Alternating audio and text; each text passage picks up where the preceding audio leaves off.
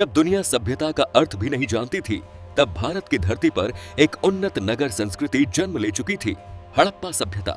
यह है हड़प्पा सभ्यता का, जिसे सिंधु घाटी सभ्यता भी कहा जाता है। लगभग 2600 ईसा पूर्व विकसित हुई यह सभ्यता अपनी उन्नत नगर योजना, अपनी सुनियोजित नगर संरचना और व्यापार प्रणालियों के लिए प्रसिद्ध थी। दशकों के शोध के बावजूद हड़प्पा के प्रतीकों को अभी तक समझा नहीं जा सका है। सिंधु घाटी सभ्यता, विशेषकर मोहनजोदड़ो, अपनी उन्नत शहरी योजना के लिए जानी जाती थी। सड़कें सीधी थीं और जल निकासी प्रणाली उत्कृष्ट थी। हड़प्पा सभ्यता केवल ईंट पत्थरों की कहानी नहीं, बल्कि एक सुव्यवस्थित जीवन शैली थी। इसके शहर ऊपरी गढ़ और निचले नगर में विभाजित थे। इस कारीगरी को देखो, ये बेहतरीन कुम्हारों से आया है। ये सुंदर है। मैं इनमें से 2 छोटे वाले लूंगी।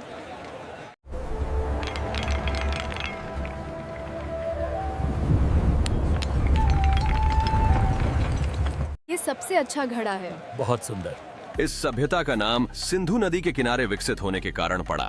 नगर योजना इस सभ्यता की सबसे बड़ी विशेषता थी। इसकी बेहद उन्नत नगर योजना। शहर ग्रिड पैटर्न में बसे थे, चौड़ी और सीधी सड़कें, पक्की ईंटों से बने घर, हर घर में स्नान घर और नालियां अड़का हुआ, जल निकासी तंत्र। यह सब आज के आधुनिक शहरों से कम नहीं था।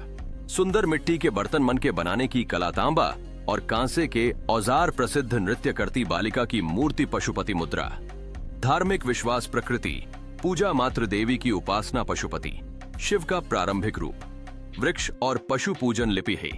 हड़प्पा लिपि अब तक पढ़ी नहीं जा सकी है, जिसके कारण यह सभ्यता आज भी रहस्य बनी हुई है। घर और जीवन शैली हड़प्पावासी पकी हुई ईंटों के घरों में रहते थे, सूती कपड़े पहनते थे। महिलाएं आभूषण जैसे मन के चूड़ियां, हार पहनती थीं। लोग स्वच्छता को बहुत महत्व देते थे। आर्थिक जीवन इस सभ्यता की अर्थव्यवस्था का आधार था। कृषि, गेहूं, जौ, कपास, पशुपालन, बैलगाय, भेड़ व्यापार, मेसोपोटामिया से व्यापार, मोहरें और बाड़तौल प्रणाली, बंदरगाह, नगर, लोथल कला और शिल्प। हड़प्पा सभ्यता के लोग कुशल कारीगर थे। सभ्यताएं नष्ट हो सकती हैं, लेकिन उनका ज्ञान अमर रहता है। पतन के कारण सिंधु घाटी सभ्यता के पतन के संभावित कारण: जलवायु परिवर्तन, नदियों का मार्ग बदलना, बाढ़ और सूखा, धीरे धीरे ग्रामीण जीवन की ओर पलायन। निष्कर्ष, कंक्लूजन: सिंधु घाटी सभ्यता हमें सिखाती है कि अनुशासन, स्वच्छता और योजना किसी भी समाज को महान बनाती है। दैनिक जीवन सुबह होते ही हड़प्पा के शहरों में जीवन जाग उठता था। सीधी और साफ सड़कों पर लोग अपने दैनिक कार्यों में लग जाते थे।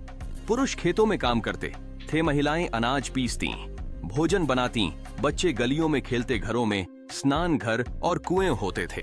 स्वच्छता उनके जीवन का महत्वपूर्ण हिस्सा थी। नदियों से सिंचाई की जाती थी। वेशभूषा और आभूषण: हड़प्पावासी सूती कपड़े पहनते थे। पुरुष धोती जैसे वस्त्र, महिलाएं घुटनों तक की साड़ी या लिबास आभूषणों में शामिल थे। मनकों की मालाएं, शंख की चूड़ियां, सोने चांदी के आभूषण। कृषि व्यवस्था सिंधु घाटी सभ्यता की नींव थी।